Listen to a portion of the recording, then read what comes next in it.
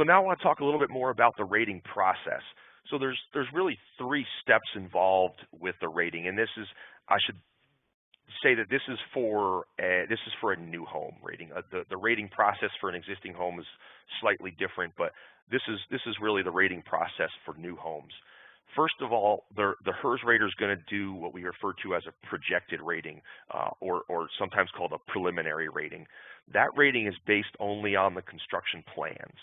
The HERS rater does takeoffs from the plans and enters that information into the modeling software, and then it provides them with a projected rating score based on the way that that builder anticipates building the home.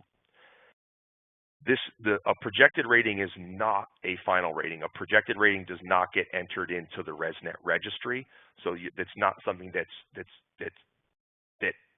undergoes quality assurance. Everything that gets entered into the RESNET registry is a confirmed final rating and subject to quality assurance. Following that, there's the pre-drywall inspection, where the rater's looking at everything they can see, before the home gets closed up. So that's insulation, R values. They'll also be looking at the quality of the insulation installation. They'll provide it with a grade 1 to 3, where 1 is the best and 3 is the worst.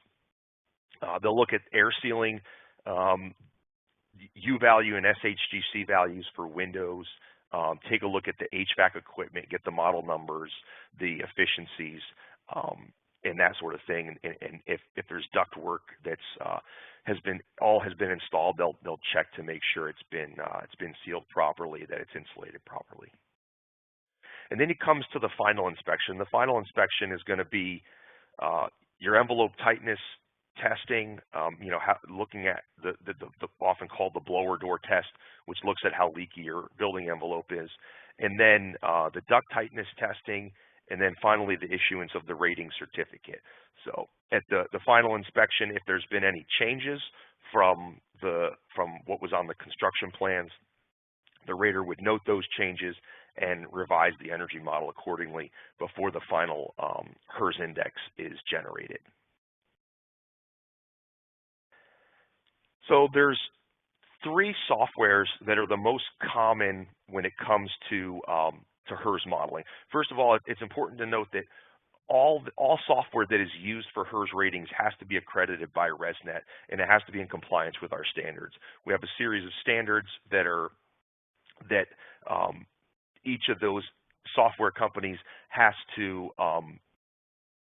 achieve in order to be accredited through RESNET as a HERS rating software. Energy Gauge is one of them. Energy Gauge is going to be, it's produced by the Florida Solar Energy Center and is most commonly used in Florida. I think it can be used outside of Florida, but I don't know how often it is. Probably the largest of the most widely used is going to be REMRate, which is another software, and then a somewhat newer software that's also gaining in popularity is called Ecotrope. And each of those 3 are the most common HERS modeling softwares. Ryan, if anybody wanted to take a look at those softwares they're using, is there any kind of like trial basis for that? I'm not aware that there is. I think that the software actually is obtained through your quality assurance provider. I don't know that there's any type of like download a trial version. I think it has to be attached to, you have to be a certified HERS rater to get it. So there are also some aspects of the HERS index and energy efficiency more broadly that impact indoor air quality and occupant health and life safety. And I think you're going to see that there's an increasing focus around this connection between energy efficiency and indoor air quality and occupant comfort. I'm seeing more studies that are being started or completed that start to look at this relationship between energy efficiency and how energy efficient practices impact occupant comfort, occupant health, and things like that. There's also one of the links with HERS raters is that many HERS raters also do verification for EPA's Indoor Air Plus program. And the Indoor Air Plus actually requires that Energy Star version 3 be used, so that the home, as a prerequisite, that home has to get an Energy Star version 3 certification in order to achieve the Indoor Air Plus designation. So the Indoor Air Plus has a series of requirements that address moisture control in the home, pests, HVAC systems, radon, combustion pollutants, and also materials. And if you do work with LEED, you'll probably recognize that you'll be familiar with many of these categories. And you can, through Indoor Air Plus, you can get credit, or either meet prerequisites or get LEED points by following the Indoor Air Plus criteria. All right, I see a couple questions. Let me go ahead and jump to those. The next one asks, if a rater models an identical home in 3 different softwares, how would you explain a different HERS score? It says, I had a rater tell me that he has seen as much as 14-point swing between REMRate, Energy Gauge, and Ecotrope. So there was, that was an issue that the RESNET, about, I want to say 4 years ago, the RESNET board started looking into this potential issue where they were getting different scores in different softwares, and they appointed a software consistency task group to look into it, and they did find that there's underlying differences in how certain softwares compute the HERS index score. And so there's an overarching standard of how the HERS index score is calculated, but there's a lot of details buried underneath that in the individual software engines that have a big impact on the score. And so and this is actually there's a continuing work on this. The RESNET board at our most recent meeting reviewed the work from the task group and decided to form a software consistency committee, and that hasn't been done yet, but they're still working toward a common schema. In other words, aside from the standards, working on a path where all the software developers would be using common inputs to calculate the HERS index score. So it's something that it has come up, but it's definitely something that we're working through. And we found in certain instances, things like appliances and lighting, where the standard is very specific about how it's calculated, the variation across softwares is almost zero.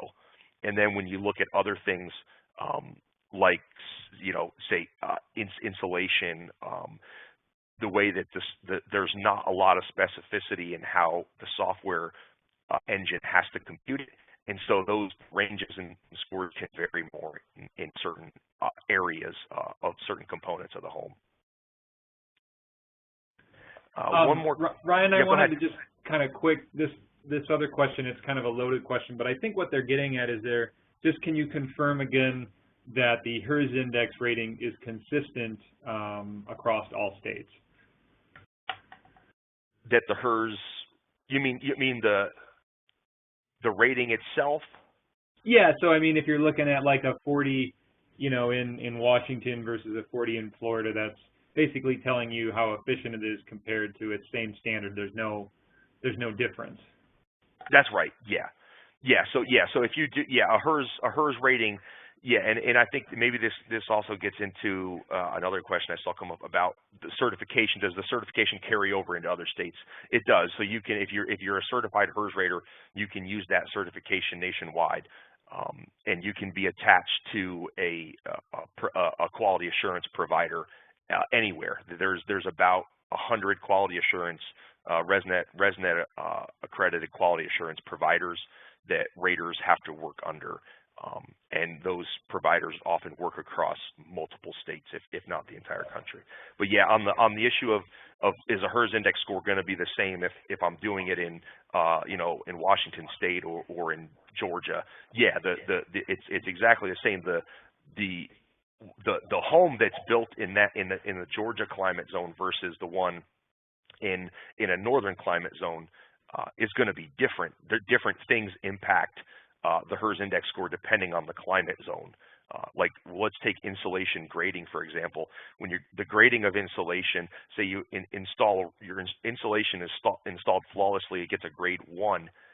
That's going to down in the southeast. That's going to impact your HERS score by a point or two.